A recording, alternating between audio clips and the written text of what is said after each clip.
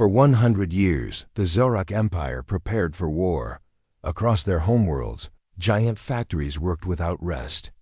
Ships the size of cities were built and tested. Soldiers were trained from childhood, taught that one day they would destroy a dangerous enemy. That enemy was Earth. The Zorak leaders believed humans were growing too fast. In just a few hundred years, humans had gone from fire to space travel. That kind of growth made the Zorak High Council nervous. We cannot allow them to continue, Emperor Vrax said, standing tall on the balcony of the war tower. His 4 yellow eyes scanned the stars above. They are still weak now, but give them another century, and they will become unstoppable. The generals nodded. None dared question the Emperor. The plan was already in motion. From deep space, Zorak spies had watched Earth closely. They saw humans build satellites, terraform Mars, and mine asteroids.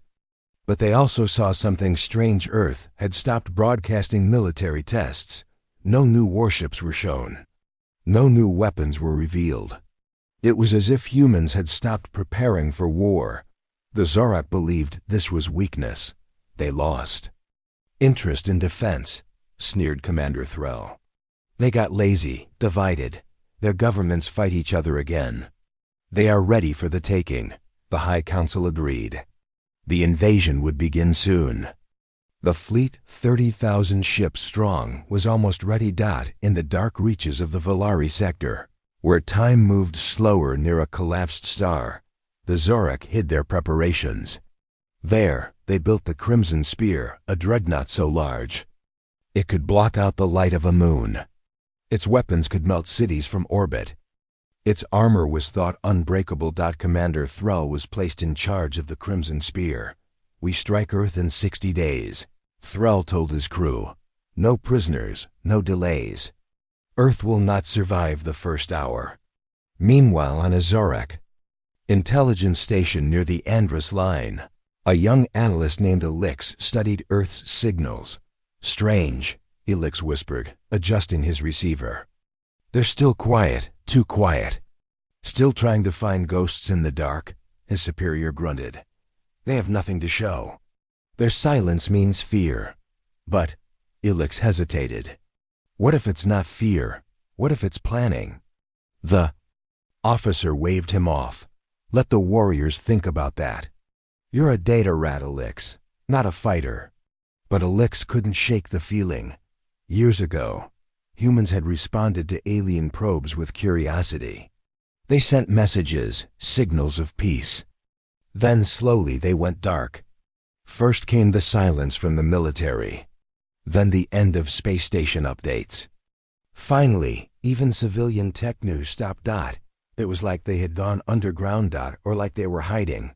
Back on the Zorak homeworld, the council met for one final review. This is our moment, said Supreme General Vok.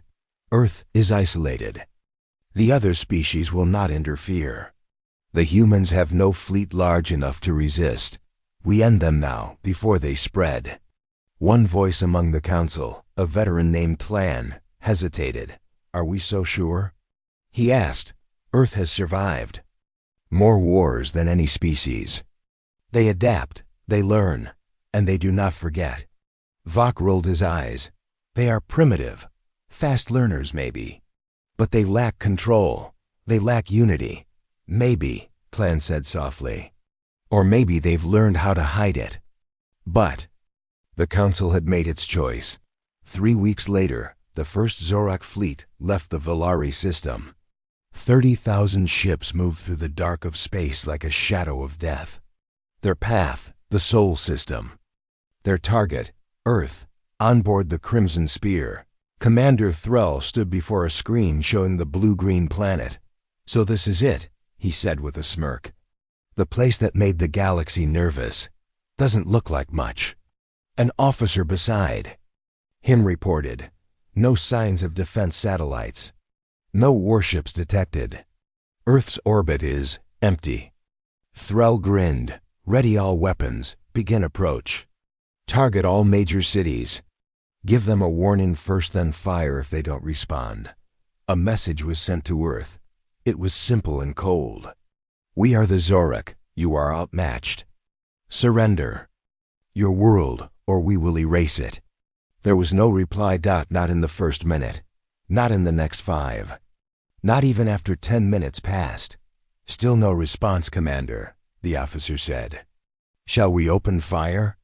Thrall opened his mouth to give the order, but something blinked on the screen, a tiny spark. 1. ... then another dot and another. From the dark side of Earth's moon, objects began to rise. Dozens at first, then hundreds.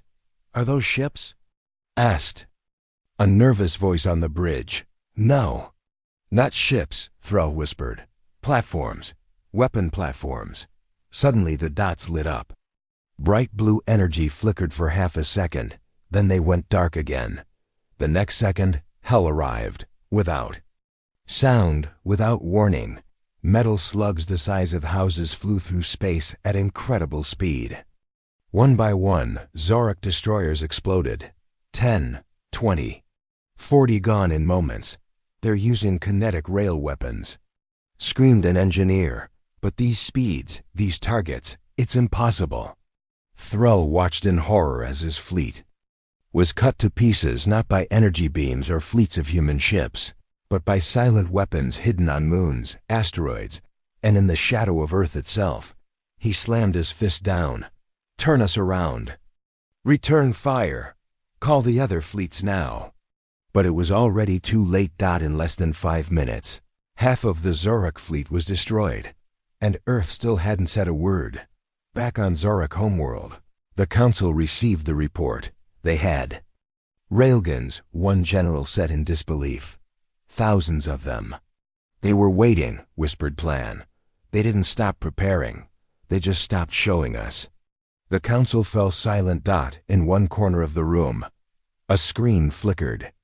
To life, a human face appeared. Calm, cold, confident. I am General Isla Tran of Earth Defense Net. You came to test our strength. You failed. Go home, if you can. Then the screen cut out. The Council knew the truth. 100 years of planning. Billions of credits spent. Thousands of ships built. All destroyed. In minutes. The war hadn't even truly started. And the Zorak had already lost. And Earth? Earth had not just defended itself, it had won in silence. The stars were quiet when the Zorak fleet reached the edge of Earth's solar system. 30,000 ships, all built for war, moved like a black wave through the darkness. Lights blinked along their hulls. Weapons were armed. Engines burned cold and steady. Commander Thrall stood on the bridge of the Crimson Spear, the lead dreadnought. His eyes glowed orange under the dim lights. Around him, his officers whispered with excitement. At last, he said, looking at the blue dot far ahead. The humans. Let's see if they remember how to beg. The crew laughed, but it was nervous laughter. Commander, said a young officer, our scans show no defenses around the human planet. No satellites, no ships, no signs of military movement. Thrall's smile widened, just as we expected. They gave up their war programs. Maybe they think hiding will save them. The officer hesitated. Still, it feels too easy. Thrall stepped closer. That's because we planned this well. They got lazy, that's all. Now send the message. A deep pulse echoed across the system, sent through a powerful transmission beacon. This is Commander Thrall of the Zorak Empire. Earth, you are surrounded. You will surrender all governments, weapons, and resources immediately. If you refuse, your planet will be destroyed. The message was clear. It repeated 5 times. Then silence. The humans didn't respond. Perhaps they are afraid, someone said. Or perhaps they didn't understand, Thrall sneered. Translate it into all their languages, then send again. 10 more minutes passed. Still nothing. No signal. No noise, no surrender. Thrall began to feel annoyed. Do they think ignoring us will make us leave? He said, are they so foolish? One of the officers looked at him, unsure. Should we wait longer, Commander? No, Threll said coldly. They've had their chance. Prepare to fire on their moon colonies and Earth's largest cities. Before the order could be given, a new alert flashed across the bridge. Commander, shouted a tech officer. There's movement. Where? Threll asked. Behind the moon. Something's rising. Everyone turned to the display. Dozens of small objects were coming up from the dark side of the moon. At first, they looked like debris, but they moved with perfect control. They flew in formation, tight, quiet, and cold. What are those? Threll demanded. The screen zoomed in. Sleek black towers floated above the lunar surface. They had no engines, no visible weapons, and no lights. But something about them felt wrong. They weren't here before, said the tech. They just rose out of the ground. Another officer's hands flew across controls. They're not sending any signals. They're silent, completely silent. Scan them, Threll ordered. Now, the computer tried. And failed. No readings, no power signatures. No radio. It's like they're not even real. Then the towers moved. They turned slowly, aiming toward the Zorak fleet. Without warning, the space around the towers shimmered. Light twisted, and airless thunder seemed to rumble across the vacuum. Then dash fire. But it wasn't fire like lasers or plasma beams. It wasn't bright or flashy. It was worse. Dark streaks shot through space. Long, sharp rods of solid metal. Traveling so fast that they tore through Zorak armor like paper. 1, 2, 10, 20 ships destroyed in seconds. No sound. No warning. Just sudden death. Evade. Break formation. Threll shouted, but the fleet was too big. Too close together. The rods kept coming. Ship after ship exploded, torn apart from the inside. Some were hit in the engines, others in their weapon bays. Some simply vanished in flashes of light, were under attack from railguns. Someone screamed. Threll turned, eyes wide. Impossible. Railguns can't fire at this speed or with this accuracy, unless... Another voice whispered. They've advanced far beyond what we knew. The crew fell into chaos. A nearby ship broke apart, its wreckage drifting past the Crimson Spear. From Earth's orbit, more towers began to appear. They unfolded from hidden stations, on asteroids, moons, even the dark side of Earth itself. Each one turned toward the fleet, each one charged. Threll knew what was coming. Retreat, all ships retreat. But they couldn't. A second wave of slugs tore through the remaining ships. The Zorak fleet, once the most feared in the galaxy, was being destroyed like it was nothing. Threll watched as the command ship next to his was hit dead center. It didn't explode, it simply vanished in a flash of kinetic energy. Gone in a blink. Get in the Earth, Threll yelled. Send another message. But before they could, a signal came from Earth. It was short, cold, human. You threatened. US, you showed us your weapons. This is our answer. The message ended. Silence again. Threll stood frozen. His mind raced. We misunderstood them, he whispered. They didn't stop building weapons, they just hid them. One officer looked pale. Commander, how long were they preparing? Threll answered with dread in his voice. Longer than us. They had made a mistake. A fatal one. They believed Earth was weak because it was quiet, but silence, they learned too late, was not weakness. It was warning. The stars were still burning quietly when Earth revealed its secret.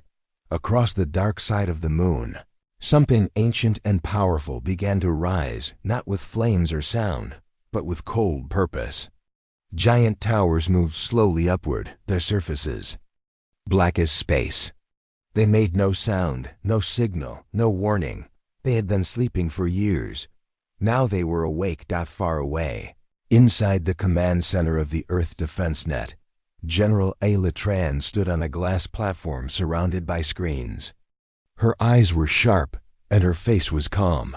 Even as alarms lit up across the room. "Status report," she said softly.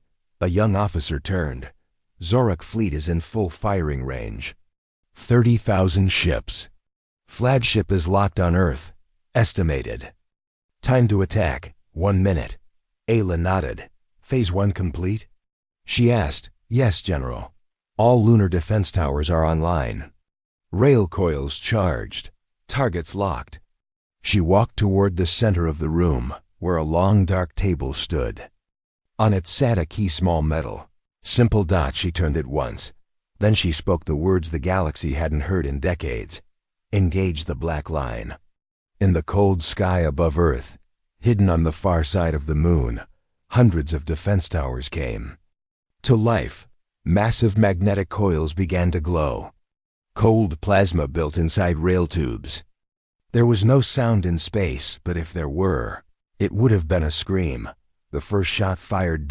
It was just a metal rod, 1 meter long, but it traveled faster than any bullet ever made, and it hit the lead Zorak destroyer dead center. In less than a second, the ship broke in half.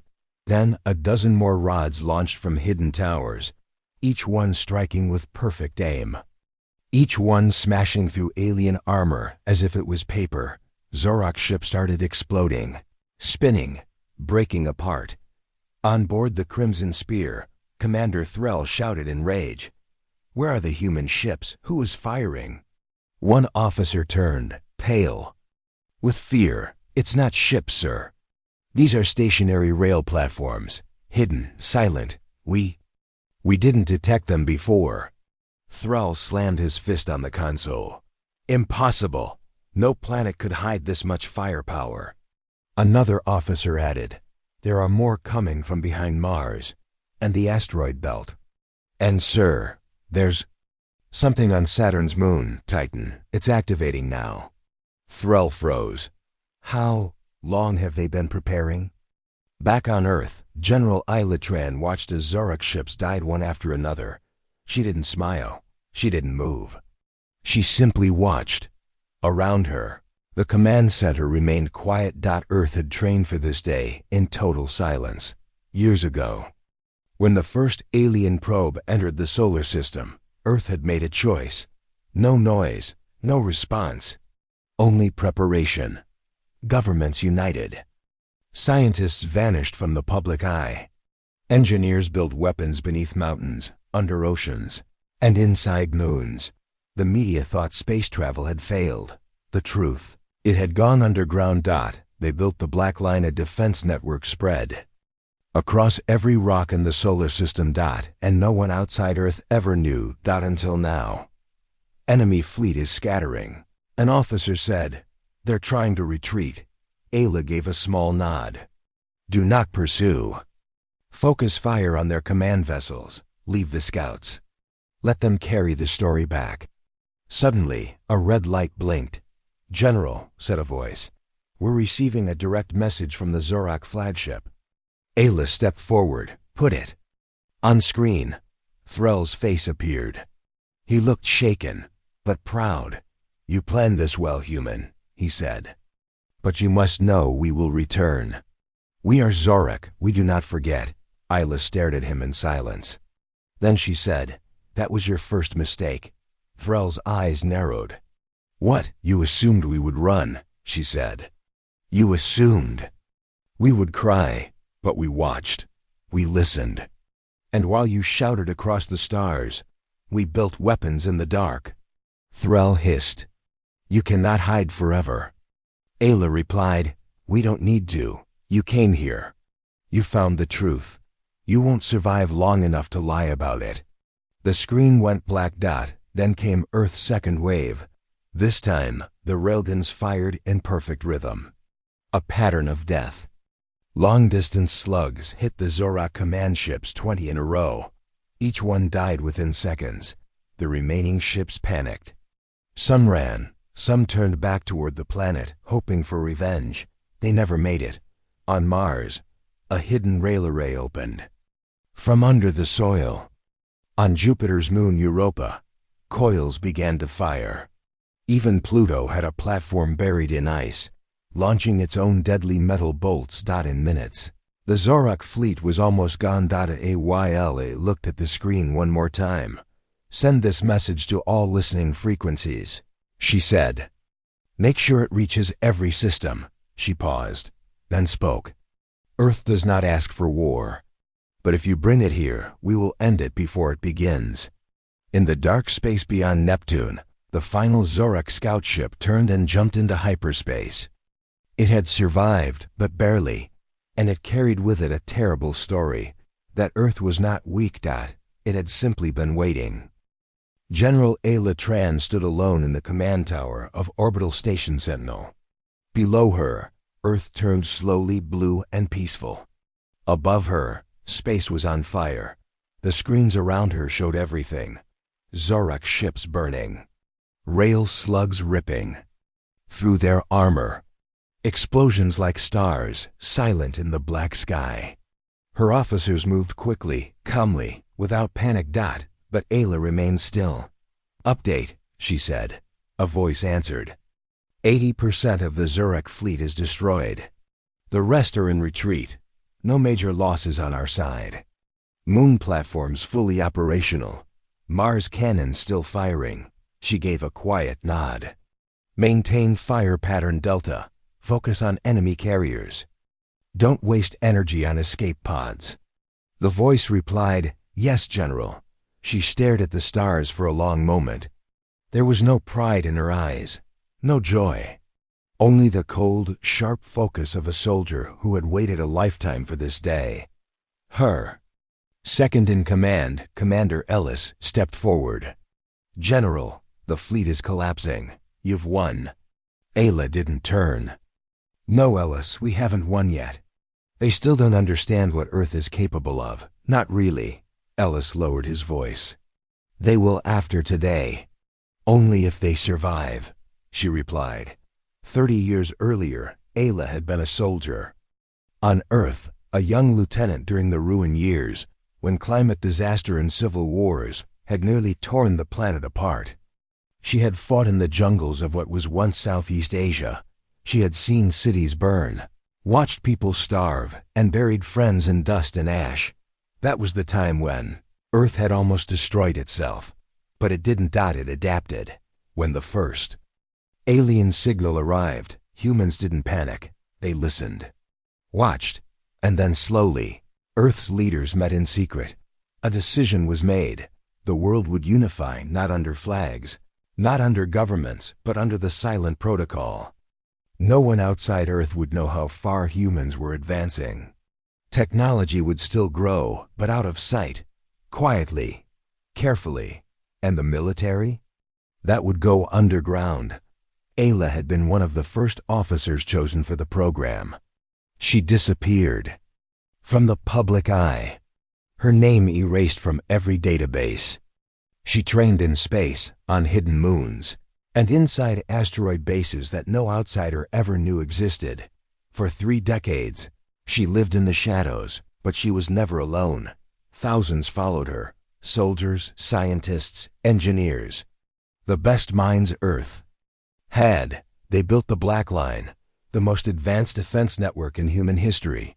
They turned the moon into a fortress, Mars into a gun, Pluto into a listening post. And Ayla Tran became the mind behind it all. General, Ellis said, interrupting her thoughts. We're getting signals from Europa base. They've picked up movement near Saturn's rings. A possible second fleet. Ayla narrowed her eyes. Zorak reinforcements? Unclear. Could be automated drones. Could be another full assault wave. Ayla stepped away from the window. Prepare phase 2. Ellis blinked. Ma'am. Do it, she said. Activate Titan shield. Ready the arc lance. Ellis saluted and left. In the darkness of Saturn's orbit, buried inside a frozen moon, a new weapon came online. The arc lance, a railgun the size of a mountain, built inside Titan's hollow core. Its coil stretched for miles. It had only one purpose: destroy anything, anywhere, in a single shot. Ayla watched as the energy readings climbed. She opened a secure line to Earth's council. "They're testing us," she said. "We can't let them think we've shown everything." An old voice replied, "Do we use the lance?" "Yes," she said. "We fire one shot. A clean kill, let them feel it. And after that?" Ayla's eyes were like stone. "Then we go silent again." Back aboard the Crimson Spear, Commander Thrall sat in the ruined bridge, blood on his face, fire in his lungs. He had underestimated Earth. He had laughed at their silence. Now most of his fleet was gone. He turned to his last officer. "Did we ever learn the name of their leader?" The officer coughed. "Yes, Ayla Tran." Thrall repeated the name, quiet, cold. "She planned this," he said. "She waited for us." Suddenly, a red light flashed on the console. "What now?" Thrall snapped. "Something's charging. From Saturn's moon. Energy levels are off the scale." He stood up. Walked to the shattered window. Saturn's rings floated in the distance. Then a beam of light split space. Not a laser. Not a missile. Just raw kinetic force. Had hit the remaining Zorak mothership and erased it from existence. Thrall didn't speak. He just stared as what was left of his empire vanished in a flash. He understood then. Earth was not reacting. Earth had been waiting. Back on Sentinel Station, General Ayla Tran watched the final readings come in. The sky was clean again. "Phase 2 complete," a voice said. Ayla nodded. "Shut everything down. No transmissions, no signals. Let them wonder." She turned to the window one last time. "We're done speaking," she whispered. "Let them remember our silence." The silence of space was gone. Now only fire and destruction filled the dark sky. Zorak ships burned like falling stars, spinning out of control. Some exploded into pieces. Others simply vanished under the crushing force of Earth's railguns. The storm had begun, and it wasn't stopping. From the moon, Mars, and hidden stations across the solar system, Earth's weapons kept firing. Giant magnetic coils launched metal slugs at nearly light speed. These were not energy blasts or glowing beams. These were silent, solid strikes. Each shot moved faster than sound, faster than thought. By the time a ship's sensors detected it, the shot had already hit. Inside the Orbital Defense Command, General Ayla Tran stood at the center of it all. "Targets?" she asked, calm and focused. 16 enemy cruisers locked. 5 carriers. 1 dreadnought, replied the weapons officer. Ayla nodded. "Fire pattern Sigma. Sweep left to right. Use moon batteries first. Mars railguns follow after 3 seconds. Go." Across the solar system, Earth's defense system obeyed. The moon fired first. Dozens of black platforms hidden in deep craters turned slowly, silently, toward space. Their coils hummed once, then launched deadly slugs. Without sound, without heat. The first line of Zorak ships was torn apart. On the Mars surface, red dust flew into the sky as hidden silos opened. Inside each one was a railgun, buried and ready. One by one, they fired upward, their payloads vanishing into the stars. Ships exploded seconds later. One had its engines sliced clean off.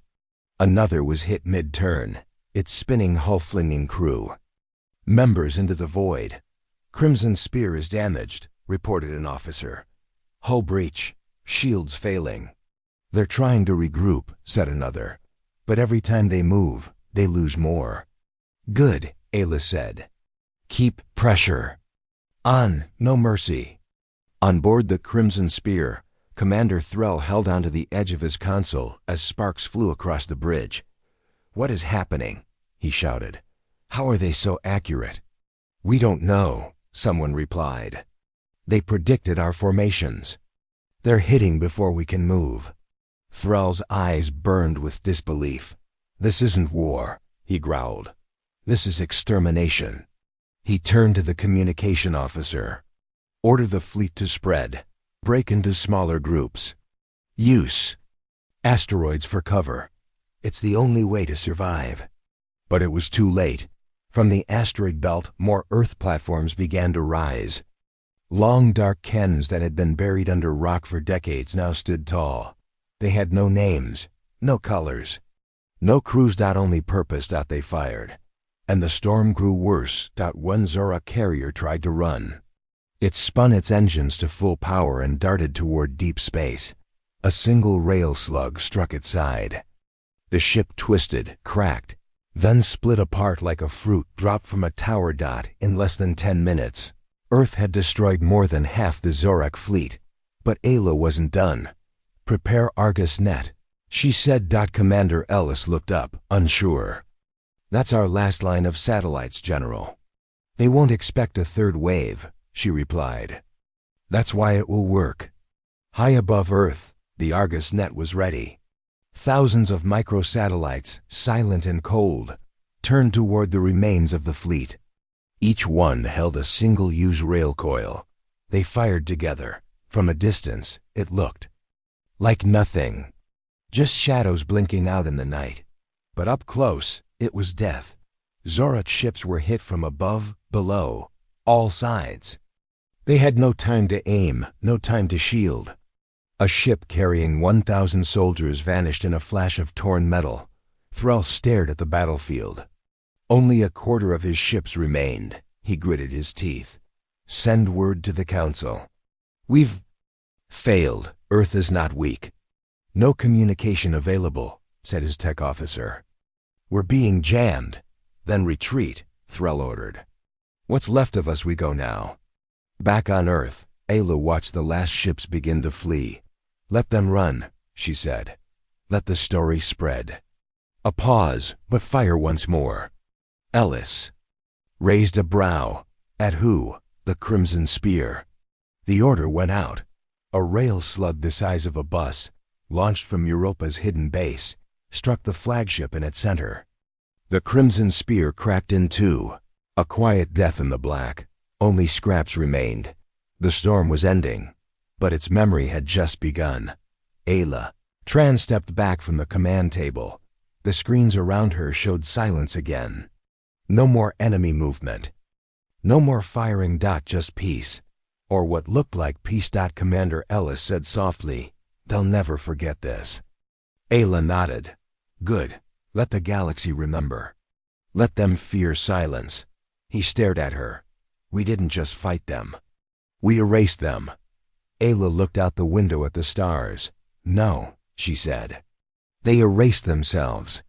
When they thought we wouldn't fight back." And then, for the first time in hours, Earth's railguns went quiet.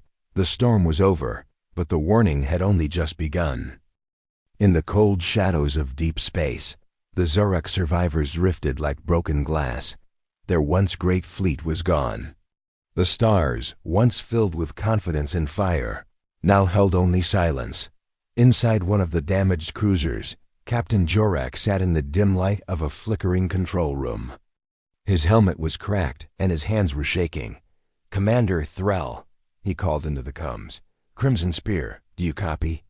Only static answered. He turned to his crew. "Any ships still online?" The communication officer whispered.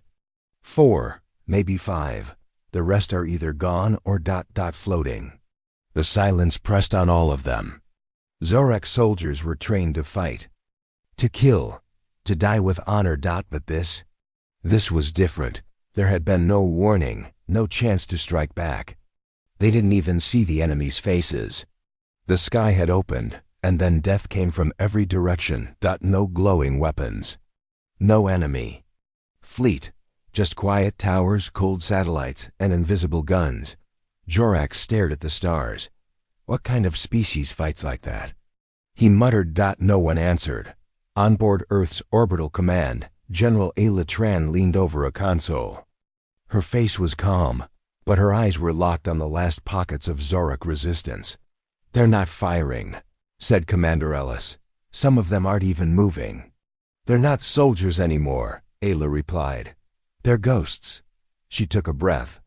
"Patch me into the Zorak comms. All open frequencies." Ellis hesitated. "Broadcasting?" "No," she said. "One message." Direct, psychological. A few seconds later, her voice traveled into the heart of every Zorak ship still alive. You spent a century preparing to fight us. We spent that time preparing for you. You shouted across the stars. We built in silence. You thought we were weak, but we were just waiting. You are not feared. You are forgotten. No reply came back, but something began to happen. Across the remaining Zorak vessels, fear spread like poison. One crew abandoned ship and ejected in escape pods, not even caring where they landed. Another crew turned their weapons on their own engines, destroying their ship rather than falling into human hands. On one vessel, a Zorak commander sat down, pulled off his helmet, and stared into space until the lights went out. They were trained for war, not this, not the quiet terror of being completely outmatched, of facing an enemy that didn't gloat, didn't talk, didn't even need ships. Back on Zorak Prime, deep in the High Council's war chamber, alarms blared. A hologram of the fleet flickered, then dimmed to black. One of the generals slammed his hand on the table. No response from the fleet. The humans must have wiped them all out. Another whispered, not wiped out, broken. Look. They all turned to a side screen, where a single Zorak scout ship had begun broadcasting on an open channel. It was a message from the surviving pilot, his voice shaking. This is Scout Vessel 319. We were not ready. Earth did not send a fleet. They didn't speak. They didn't chase. They just destroyed. Their weapons came from nowhere. Their attacks had no sound. They see everything. They knew where we would move before we moved. They watched us. For years, we never saw them. We never understood. Don't come here. Don't go near them again. Earth isn't a planet. It's a trap. The message ended. The war chamber fell silent. Even the most proud, battle-hardened Zorak leaders could not speak. A young officer finally said, "What now?" No one answered.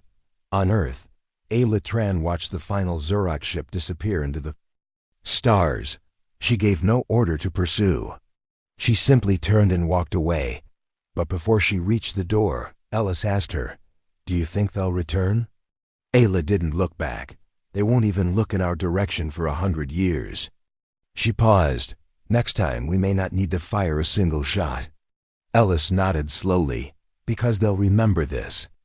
Ayla replied, "No, because their children will remember their silence." In boarding stations across Earth, young soldiers stood by weapons that would never fire. The railguns had cooled. The platforms were still. The stars looked calm. Again. But everyone knew the truth. The war wasn't just one with power. It was one with fear. With silence. And with one final blow that didn't destroy the enemy's body but their spirit. The storm had passed, but Earth's message now lived in every corner of the galaxy. We are quiet, but we are watching. The stars above Zorak Prime shimmered quietly, hiding the fear that spread through the planet's highest circles. The once proud military world was no longer preparing for war. It was preparing for survival. Inside the War Council chambers, Supreme Commander Volrek paced back and forth. His silver armor, once shining with pride, now felt like a heavy reminder of failure. "We cannot let this stand," he said through clenched teeth. "We will not be remembered as the ones who bowed to Earth." An older counselor shook his head. "We are not bowing. We are surviving. Earth has weapons we don't understand. Their railguns strike without sound. Their systems read our thoughts before we act." Volrek slammed his fist on the table. "Then we strike first. One final blow. We show them that Zorak does not die in silence." A few heads nodded slowly. "How?" one asked. Volrek turned to the council screen. "Project Ember." The room went silent. No one had spoken of Project Ember in years. "You want a launch?" "A star killer?" the science commander asked. "That weapon has only been tested on empty moons." "Then Earth will be the first target," Volrek said coldly. "On Earth, deep under the Arctic ice. General Ayla Tran entered the black room, no windows. No lights except the glowing blue map on the center table. Dr. Han, a tall man with thin glasses, stood beside it. We have movement. Something massive, built in secret. Power readings show a weapon class energy signature. Where? Ayla asked. Zorak Prime, hidden inside their third moon. Ayla narrowed her eyes. Do they know we're watching? Dr. Han shook his head. We tapped their data stream. They call it Project Ember. She paused. They're desperate. Yes, Han said. But dangerous. Ayla turned to her officers. Prepare Orion Protocol. They all stiffened. Are you sure? Han asked. We've never used it. Not even in simulations. I'm sure, she replied. Aboard the Zorak moonbase, final systems came online. Project Ember was alive. The weapon was like a giant black needle pointed toward Earth. It had no engine, no shields. Only one purpose: unleash enough energy to turn a planet into dust. Volrek stood before the launch platform, watching crews work. With silent focus. This is our revenge, he whispered. But something was wrong. Suddenly, lights flickered. Consoles began flashing. Alarms screamed. What's happening? Volrek shouted. One engineer screamed. The targeting system. It's been hijacked. On the base's main screen, a human face appeared. It was Ayla Tran. You built your weapon. We built our trap. Panic broke out. Shut it down. Someone yelled. We can't, another shouted. Control is gone. Ayla's voice echoed again. You never stop talking. That's how we found it. That's how we broke it. The energy core began overloading. Evacuate. Volrek yelled. But it was too late. From Earth, Ayla watched the Zorak moon turn white, then explode into a cloud of ash and fire. The shockwave lit up space. She turned to her team. Status? Zorak fleet is in chaos, Ellis reported. They think it was an accident. Let them think that, Ayla replied. On Zorak Prime, the sky burned. A ring of fire now circled where their moon once stood. All communications from the base were lost. Volrek stood in the palace chamber, hands shaking. They didn't just destroy the weapon, he said. They knew where it was, how it worked, and when we'd launch. The Emperor of Zorak spoke for the first time in days. And they destroyed it before we could even scream. A young aide ran in, terrified. There's a new message from Earth. It's only 2 words. The room waited. The aide whispered. Final strike. Volrek fell silent. So did everyone else. The war wasn't just over. The very idea of war with Earth was dead. Back on Earth, Ayla walked alone through the gardens of the Global Defense Center. Trees swayed gently in the wind. No alarms, no orders, no more fear. Commander Ellis approached. They won't try again. Ayla nodded. No, they've learned what we tried to avoid. Earth doesn't fight fair. They expected fleets and armies, Ellis said. Ayla smiled. Instead, they got silence, and then the final strike. In the darkness between stars, news spread. Faster than light. Not just about Earth's weapons, but about their patience, their intelligence, their precision. Across the galaxy, empires rewrote their laws. Colonies turned off scanners. And war planners added one new rule to every manual: never provoke Earth. Because if you do, you won't hear the attack. You won't see the enemy. You'll only know it's over when it's too late. And by then, the final strike will already be behind you. In the dark silence of deep space, the Zorak Empire remained broken. The moonbase was gone. Their fleets were scattered. Their pride was shattered. No one dared speak of war anymore, but the galaxy was watching, from the edges of known space to the halls of ancient empires. One question echoed across every star system: what will Earth do next? Inside Earth's Global Defense Center, General Ayla Tran stood in front of a secure screen. All 27 ambassadors from other species sat silently, their eyes locked on her. Some showed fear, some wore fake smiles, but all of them waited. Ayla took a deep breath. Then she spoke. We didn't ask for war. Her voice was calm, steady. We didn't want to fight. We were quiet. We stayed on our world. We listened. We watched. The ambassadors looked at each other. No one interrupted. But you didn't see us, she continued. You thought Earth was behind, weak, easy to control. You judged us by what we showed. She paused, letting the weight of her words sink in. Then the Zorak Empire spent 100 years preparing for war. They built ships, weapons, a star killer. And when they attacked, Earth ended it in minutes. A quiet gasp moved through the room. Ayla leaned forward. We don't want to conquer.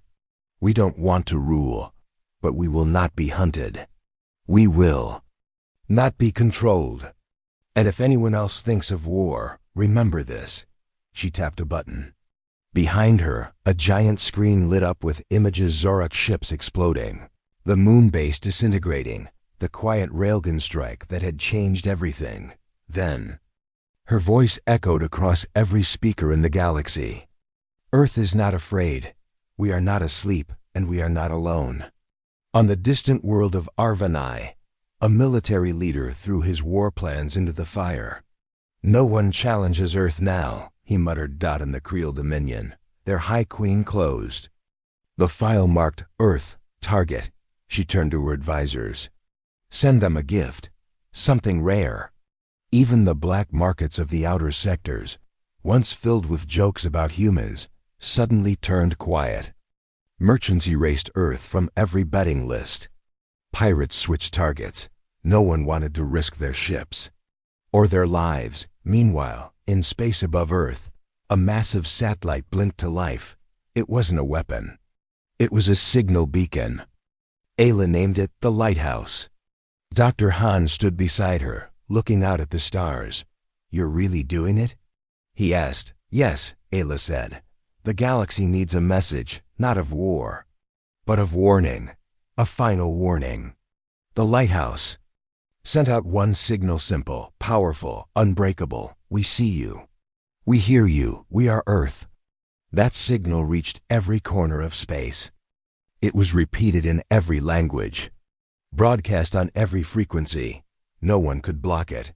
No one could ignore it. Ayla looked at the blinking light in the sky.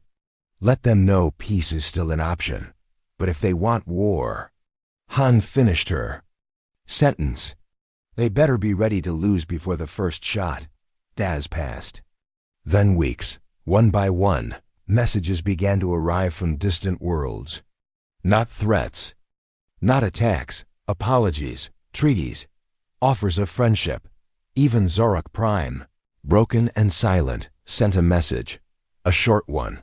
We surrender forever. Ayla stared at the words. She didn't smile. She didn't cheer. She simply whispered, It's done. But somewhere in the farthest part of the galaxy, a shadow stirred. Deep underground, hidden in black crystal caves, a race that had not spoken in 1,000 years opened their eyes. They read the signal from Earth. They studied the data. And one of them whispered to the others, Perhaps Earth is not the weak child we once thought. A second voice answered, No, Earth is the storm we never saw coming. Back on Earth, people walked freely under blue skies. Children played. Cities shined. No one cheered for the war. No one danced in victory. They simply lived, because that was Earth's true strength, not their weapons, not their tech, but their silence, their patience, their mind. The message had been sent, not just through words, but through action. And across every corner of the galaxy, one truth had now taken root. Do not attack Earth. You won't get a second chance.